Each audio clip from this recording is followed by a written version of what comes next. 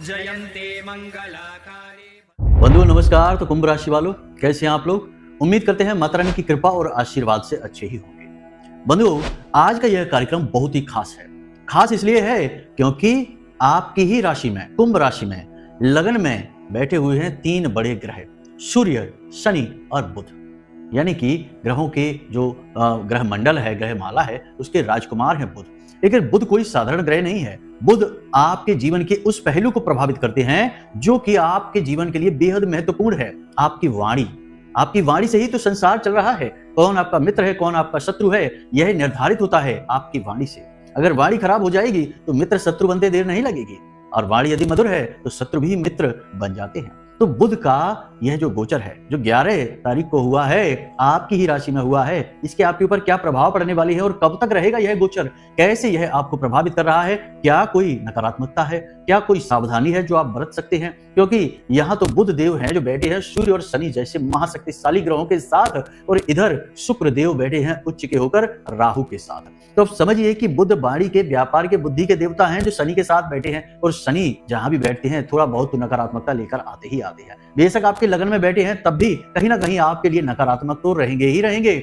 शनि कभी सही परिणाम दे ही नहीं सकते हैं। आप कितना ही अच्छा बोलिए शनि के लिए, कुछ भी बोलिए, जिनकी दृष्टि ही बकरी है, वो भला किसी को कैसे अच्छा करेंगे, कैसे जीवन में शुभ परिणाम लेकर आएंगे। हाँ, ये बात अलग है कि आपको इतनी ठोकरें देंगे, इतने कष्ट, इतनी परेशानी देंगे कि आप ठोकरें खा खा के मजबूत हो जाएंगे, टूक पीट के बराबर हो जाएंगे। उसके बाद फिर खुद ही अपने बलबूते पर, अपनी दम पर आगे बढ़ेंगे तो आज नहीं तो कल कामयाबी मिल ही जाएगी। लेकिन भला ऐसा टीचर भी किस काम का जो हर वक्त मार ही लगाता रहे, पीटता ही रहे। सबक सिखाने का ये तरीका ठीक है, लेकिन इतना ठीक भी नहीं है कि जीवन ही नर्क बन जाए।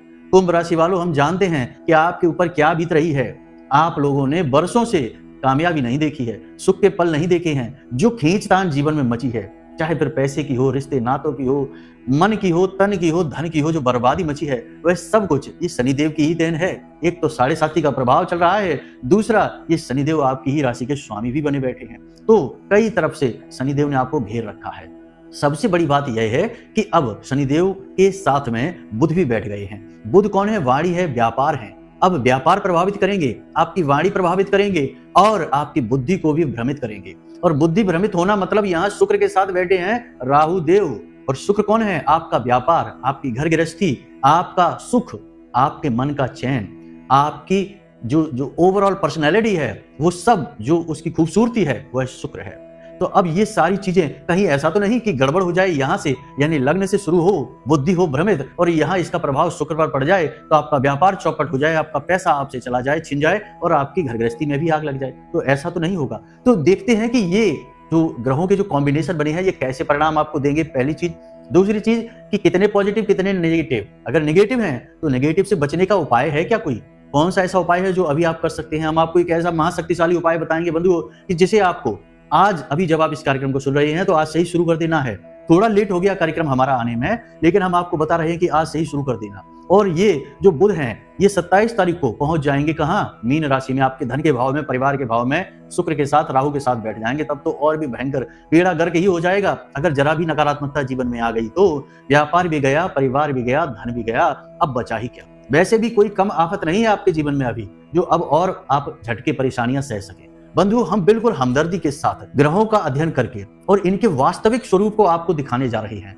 बिल्कुल भी भ्रम मत पालना। कोई कहता है कि ये चमकेगा, वो चमकेगा, व्यापार चमकेगा, खूब पैसा बरसेगा, ये सब फिजूल बातें हैं। इन सबसे कुछ भी नहीं होता। ये बातें सुनने में अच्छी लगती हैं, मीठी मीठी चिकनी चुपड़ी बातें कहा जाता है इनको, लेकिन चिकनी चुपड़ी बातों से जीवन में जो चल रहा है वह नहीं बदल जाता। अक्सर लोग हमसे ये कहते हैं कि गुरुजी, हमने तो सुना कि हमारी राशि में तो ये ग्रह परिवर्तन, वो ग्रह परिवर्तन, और हमारा तो उद्धार हो जाएगा, लेकिन हमारे जीवन में तो कोई टस से मस नहीं हो रहा परिणाम। सब ज्यों का त्यों चल रहा है, धंधा चल नहीं रहा, कर्जा बढ़ता जा रहा है, परिवार में भी क्लेश बना हुआ है। क्या करें, बीमारियां भी हैं। तो अब यहाँ पर हम आपको बताते हैं कि वास्तविकता में ग्रह कैसे काम करते हैं, उनकी जो मेंटालिटी है, जो उनकी जो आइडियोलॉजी है, जो विचारधारा है, वह कैसे काम करती है, और आप अपने आप को वहां कैसे एडजस्ट कर पाएंगे। याद रखना कि ग्रह आपके लिए नहीं बदलेगा, आपको ग्रह के लिए बदलना पड़ेगा। तो जब आप कोई उपाय करते हैं तो उपाय भी आप अपने लिए करते हैं, अपने आसपास एक सुरक्षा कवच बनाते हैं ताकि ग्रह की नकारात्मक ऊर्जा आपको हानि ना पहुंचा पाए। वो ग्रह जो अपनी ऊर्जा आपके लिए नकारात्मक बनाकर बैठा है वो सकारात्मक नहीं हो जाएगा। ग्रह की ऊर्जाओं को बदल पाना हमारी बस की बात नहीं है। तो उपाय हम अपने लिए करते हैं, हमारी सुरक्षा के लिए करते हैं, ग्रहों के लिए नहीं करते हैं। तो पहली चीज ये, बहुत सारी बातें आज के इस कार्यक्रम में क्लियर होने वाली हैं। अगर आपको वास्तविकता में सही ज्ञान चाहिए तो यहाँ टिकिए। अगर टाइम पास वाला मीठी मीठी बातें और हल्की फुल्की बातें चाहिए, मनोरंजन चाहिए कहने का मतलब, तो अभी जा सकते हैं, हमें कोई बुराई नहीं होगी। हमें शुद्ध और बुद्ध लोगों की आवश्यकता है, मूर्खों की नहीं। बात कड़वी जरूर है लेकिन सत्य है। तो चलिए बंधुओं, कार्यक्रम को शुरू करते हैं। माई को याद करते हैं, कमेंट बॉक्स में प्रेम के साथ लिख डालिए, जय मां बगलामुखी कृपा करो। माता रानी निश्चित तौर पर आपके ऊपर कृपा करेंगी, और एक बार नहीं 3 बार लिखना। इसके पैसे नहीं लगते बंधुओं, ये तो बिल्कुल फ्री है, लेकिन आपका भाव है, जितना गहरा होगा उतना ही प्रभावशाली होगा। वैसे भी हम माँ को दे ही कह सकते हैं, शिवाय अपने भाव के, तो उसमें भी कंजूसी क्यों करना। चलिए 3 बार लिख डालिए, जय मां बगलामुखी कृपा करो। माता रानी आपके ऊपर निश्चित कृपा करेंगे। तो चलिए बंधुओं, अब शुरू करते हैं। 11 तारीख को बुध देव आपकी राशि में आ गए, कुंभ राशि में, और 12 तारीख को सूर्य देवता आ गए। सूर्य देवता जब आपकी राशि में आए तो जो शनि हैं वे सौम्य हो जाएंगे, क्योंकि उनका घर है, मेहमान आए हैं।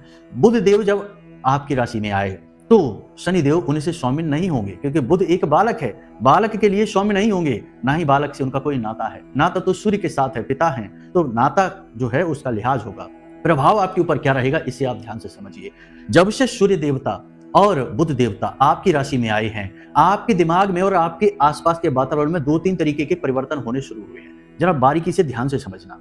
पहला तो यह है कि आपके दिमाग में एक अजीब सी बेचैनी, एक अजीब सी घबराहट और तनाव रहता है। किस बात को? कुछ भविष्य में आप करना चाहते हैं, कोई योजनाएं हैं, कहीं पैसा अटका हुआ है, कुछ ना कुछ ऐसी बात है जो आपको लगातार परेशान किए जा रही है, चिंताएं बनी रहती हैं, लगातार तनाव बना हुआ है। आपकी बुद्धि जो है वो उसी विचार के आसपास घूम रही है। कोई भी एक विचार हो सकता है, उसी विचार के आसपास घूम रही है। किसी का पैसा कहीं अटका हुआ है तो उसी पैसे के बारे में सोचे जा रहा है। किसी को नया व्यापार करना है तो उस व्यापार को कैसे करना है उसी के बारे में सोचे जा रहा है। किसी का रिश्ते नाते में उथल पुथल मची है तो उस उथल पुथल के बारे में ही सोचे जा रहे हैं, और कोई विचार ही मन में नहीं आ रहा है। दूसरा कि आपको नींद लेने में परेशानी हो गई है। जी हाँ, ध्यान से सुनना। बहुत सारे लोगों के जीवन में ये संकेत दिखाई दे रहे हैं। बहुत सारे लोगों के हो सकता है कि 1 आध 2 संकेत ना भी मिले, क्योंकि सभी की विचारधारा अलग होती है, सभी का परिवेश अलग होता है, उनके पुण्य प्रताप, देवी देवताओं का कृपा, आशीर्वाद अलग अलग होते हैं। तो नींद लेने में परेशानी हो रही है। नींद एक तो अच्छी आती नहीं है, दूसरा अगर आती भी है तो अगले दिन आप थके थके से महसूस करते हैं, ऊर्जा की कमी आपको महसूस हो रही है। तीसरा, आपकी वाणी आपके नियंत्रण में नहीं रही है। कहने का मतलब यह है कि आप या तो कुछ बोल ही नहीं पा रहे, जहां जरूरत है वहां आप कुछ बोल ही नहीं पाते हैं, खामोश रह जाते हैं, चुप रह जाते हैं। दूसरा कि आप कुछ ऐसा बोल देते हैं जो सामने वाले को अच्छा नहीं लगता है, कटु हो जाता है। चाहे आपका भाव कैसा भी हो, आप अच्छे मन के साथ किसी से बात कह रहे हैं, किसी को समझाने की कोशिश कर रहे हैं, कोई सही बात बता रहे हैं, लेकिन सामने वाला आपके सही पॉइंट को नहीं लेगा, गलत मतलब निकालेगा आपकी बातों का। इसी के साथ साथ एक संकेत आपको और देखने को मिल रहा है, और वह संकेत है कि आपके अंदर अचानक से उत्साह की कमी महसूस हो रही है। आपका जोश, आपका जो मतलब कहने का यह कॉन्फिडेंस है, आत्मविश्वास है, उसमें आपको कमी महसूस हो रही है। और ये कब से हो रहा है? ये 11-12 तारीख के बाद से हो रहा है। अभी हम जब इस कार्यक्रम को आपके लिए बना रहे हैं, इस समय भी आपको ऐसा महसूस हो रहा है। जोश की कमी, ठंडा होता जा रहा है आपका जोश, आपका आत्मविश्वास, और एक अजीब सा डर भय आपके मन में बना हुआ है। किसी अनजानी चीज के घटित होने का डर है यह, तो ये चीज चल रही है। दूसरा कि अगले ही भाव में, जो धन का भाव है, जो आपके व्यापार का भाव है, इस भाव में शुक्र देवता बैठे हैं और बुध उसके ठीक पीछे के भाव में बैठे हैं। तो कहीं ना कहीं आपका व्यापार, आपका धन सब जुड़ गया है। यानी कि व्यापार में अब उस हिसाब से आपको फायदा नहीं हो रहा है, कुछ आपका फायदा कम होता चला जा रहा है, प्रॉफिट आपके डाउन हो रहे हैं। आप खूब प्रयास कर रहे हैं, लाख कोशिशें कर रहे हैं, लेकिन प्रॉफिट बढ़ नहीं पा रहा है, जैसे कि सब कुछ बांध दिया गया हो, फिक्स हो गया हो। ऐसी सारी संभावनाएं आपको महसूस हो रही हैं। तो अब यहाँ पर 3 बातें निकल कर आती हैं। पहली कि अनावश्यक चिंताएं, जरूरत से ज्यादा विचार, अनावश्यक चिंताएं। दूसरा, शारीरिक कमजोरी, थकान, आत्मविश्वास की कमी और ऊर्जा की कमी। तीसरा कि व्यापार को लेकर चिंताएं। यदि ये 3 चीजें आपके जीवन में अब दिखाई देनी शुरू हो गई हैं, तो आपको करना है यह एक उपाय। उपाय बहुत ही शक्तिशाली, बेहद कारगर, बहुत ही शक्तिशाली उपाय है। इस उपाय को कर लीजिए। वैसे तो इस उपाय को शुक्रवार के दिन से करना चाहिए, लेकिन यदि आपको पैसे की तंगी बहुत अधिक रहती है, यानी कि चिंताएं बहुत अधिक रहती हैं, पैसे रुपए का जो आपका जो फ्लो है वो बिगड़ा रहता है हमेशा, तो आप इस उपाय को गुरुवार के दिन से भी कर सकते हैं, सोमवार के दिन से भी कर सकते हैं। यानी सप्ताह के 3 दिन इस उपाय को आप शुरू कर सकते हैं और अगले 7 दिनों तक यह उपाय चलिएगा। तो ध्यान से सुनिए क्या है उपाय। है लक्ष्मी कलश। जी हाँ बंधुओं, तो आपको बनाना है लक्ष्मी कलश। लक्ष्मी कलश बनाने के लिए आप इस प्रकार का एक लोटा आपके घर में होगा, ऐसा पात्र पीतल का हो तो सर्वोत्तम है, क्योंकि पीतल बृहस्पति का सूचक है और माता लक्ष्मी के लिए यह बेहद शुभ पात्र माना जाता है। वैसे पूजा घर में तांबे का पात्र होता है, लेकिन हम पीतल के पात्र को ही प्राथमिकता देंगे, या फिर मिट्टी का पात्र हो तो और अच्छा है। मतलब कहने का पीतल और मिट्टी का पात्र चाहिए। अब आपको इस पात्र को तैयार करना है, यह लक्ष्मी कलश बनेगा आपके लिए। कैसे बनेगा, ध्यान से सुनिए। आपने देखा होगा पूजा पाठ घर में होती है तो कलश स्थापन होता है। कलश स्थापन मतलब कि वहां पर हम गणपति को स्थापित करते हैं। गणपति के साथ माता लक्ष्मी अवश्य आती हैं, उसके ऊपर नारियल रखा जाता है, आपने देखा होगा। तो जो कलश स्थापन है वह यही है। आपको इसे अपने लिए अपने घर में स्थापित करना है। स्वयं माता लक्ष्मी आपके घर में विराजमान हो जाएंगी। और ये जो ग्रहों का कॉम्बिनेशन बन रहा है, शुक्र के साथ राहु का, और कुछ समय बाद बुध भी चले जाएंगे शुक्र के साथ राहु के साथ, ये कॉम्बिनेशन आपको गजब के परिणाम देना शुरू कर देगा। कोई भी व्यापार से जुड़ा संकट हो, कोई भी समस्या हो आपके जीवन में, पैसे रुपए की समाप्ति हो जाएगी। तो अब अपने विषय पर आते हैं जल्दी से। तो आपने यह पात्र लेना है, इसे धो के साफ कर लेना है, गंगा जल इसके अंदर थोड़ा सा डाल लेना है, इसे अच्छी तरीके से साफ कर लेना है। अब आपको इसके अंदर शुद्ध जल भरना है। शुद्ध जल में आपको थोड़ा सा गंगा जल मिलाना है। गंगा जल मिलाते ही संपूर्ण जल गंगा जल का स्वरूप ले लेगा। उसके बाद थोड़े से चावल डालने हैं। चावल टूटे हुए नहीं होने चाहिए, अच्छत होने चाहिए, जो जिनकी क्षति ना हुई हो। शुद्ध चावल आपको डालने हैं, टूटे फूटे नहीं। और चावल के बाद आपको इसमें एक इलायची डालनी है।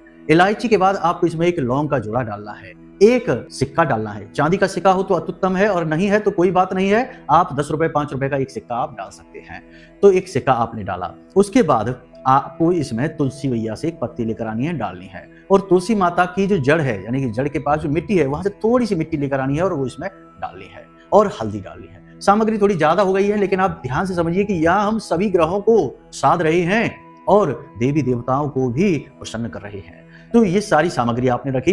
अब आपको इस पात्र के आसपास, यानी यहाँ पर आपको श्रीम लिखना है लाल सिंदूर से, जिसे हम रोली कहते हैं, या फिर हम लाल चंदन का भी प्रयोग कर सकते हैं। तो श्रीम लिखेंगे, श्रीम अंक विधि लगाएंगे। श्रीम माता लक्ष्मी का नाम है।